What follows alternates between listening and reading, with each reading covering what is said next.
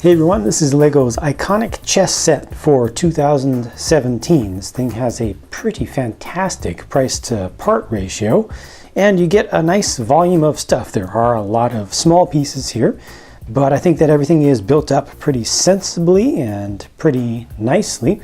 Makes for a nice display, and they have storage features, and it was kind of thought out for actual use. Plus, there's another thing that you can do with this board, which I will show you, but first let's take a closer look at the design of the pieces. The white side goes for dark blue as the main accent color, and then they have small accents in the form of metallic silver pieces on the top. Every single game piece uses a 2x2 brick at its base to give you that nice sturdy and consistent tube to connect to the 2x2 jumpers that they use for placing these around. So even the larger pieces in the back all use, or at least all start with the same construction for just that consistent clutch power. I went ahead and thinned the herd a little bit here so you can see the individual pieces a little bit better. The rook, unfortunately, on both sides does show you an off color with the tan underneath there. Now, I actually think the tan looks good, but it's inconsistent because none of the other pieces show any colors other than just the primary color, the secondary, and the accent color. But you get good consistency all the way around for the ones where it is appropriate. Of course, the big exception being the knight. I like the knight quite a lot. I like his little ears up there and the use of the tiles along the back, bringing in that dark blue. It's a nice balance of the colors. I'm kind of torn between the knight and the bishop being my favorite of the designs they came up with. I think I'm gonna go with the bishop just ever so slightly. I like the four-sided symmetry, two-axis symmetry around, especially for the upper section of it, the hat section of it. And then the king and queen, to me, I think are fine. A little bit maybe intentionally simplified, a little bit kind of traditional kind of look. There are so many styles that can be used for chess pieces. There isn't really a right or wrong way to do it. It's always just a matter of the personal choices of the designer, and I think that they've come up with a pretty nice set here overall. But I think that the black side looks better. Look at that. It's just mean in a very good way. I'm going to clear all these stupid pawns out of the way. There we go. Yeah, this is a nice presentation. Once again, the rook with the tan showing underneath. I think again that works just fine with this color scheme, but it stands out a little bit more, I think, over on this color scheme here, and all the rest just have straightforward color substitutions. Now on this side, I'm actually going to go with the knight. Hey, I accidentally actually moved that legally. I'm going to go with the knight as my favorite looking one. Now, what I just did accidentally was point out that you can kind of put these in the wrong place. It'll still fit. You have enough of a buffer space around in each square that you can still go off to the corners like that, and it'll fit in place. But it's easy enough to put them in the center. But these pick up and get pushed down perfectly fine, perfectly easily.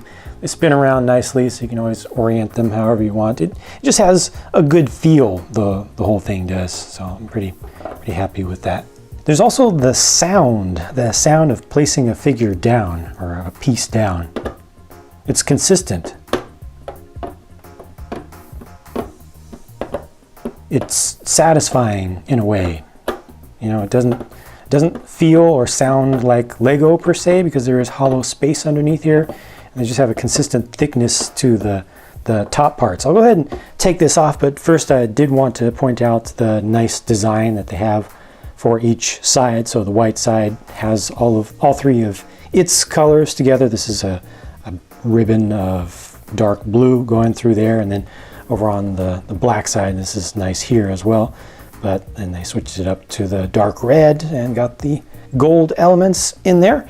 The whole thing can be opened up from the top. Just uses limited studs to give you access to storage, and you can place your pieces down in there. Plenty of space to lay them on their sides, and I actually will just fill this up because I think the pirates chess set that we had last time. I don't know the exact correct orientation of everything, but the pirate set that we got was not able to fit all of the pieces in there perfectly well, and that was a little bit disappointing to me that, you know, that feature didn't work out so well. But here, this is working just fine so far. Let me make sure there's enough clearance.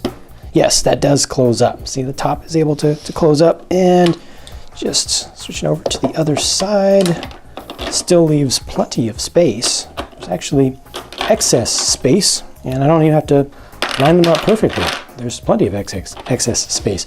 Also, the entire thing can be split into two, like so, and this time they've gone with Technic bricks. No pins to have to worry about inserting, so you can separate these out like this and make the whole thing smaller to help with stacking these on top of each other, because if you just go straight like this, you're going to get a lot of connection points. But they've actually included, once again, some extra studs in an off color to help with the process of stacking, to make sure that the two halves don't get stuck together semi-permanently. So you put these in the corner. They're not the most convenient things, I have to say. You know, having these, you know, of course you have plenty of space to store them, but I don't know, it's a little awkward having to do that. I wish that it was more of a permanent feet setup, but that does work. These actually do hold themselves together, although you always want to grab it from the base, but you know, just puts everything together into a smaller space, and that's kind of a nice design here. Surprise!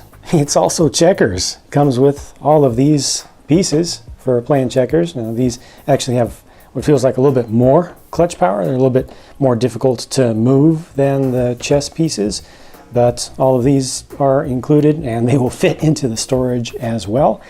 One thing that is a bit of a miss here is that these don't really stack. I mean, you can put two on top of each other, but then every time you go to move them, you'll have to grab them together.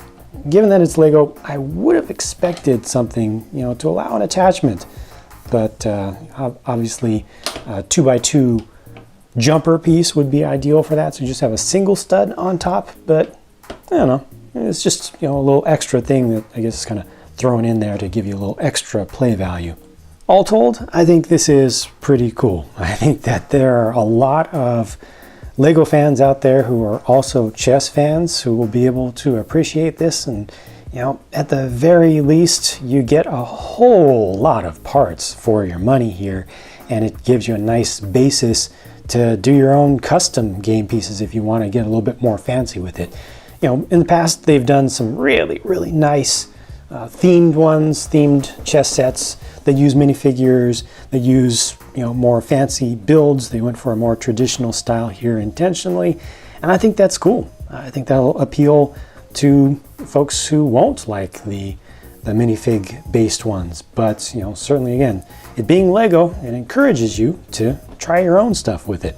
So that's that. Be sure to share what you think about the set by leaving a comment down below for not just myself, but other viewers to check out. Thanks much for watching. I'll talk to you again soon.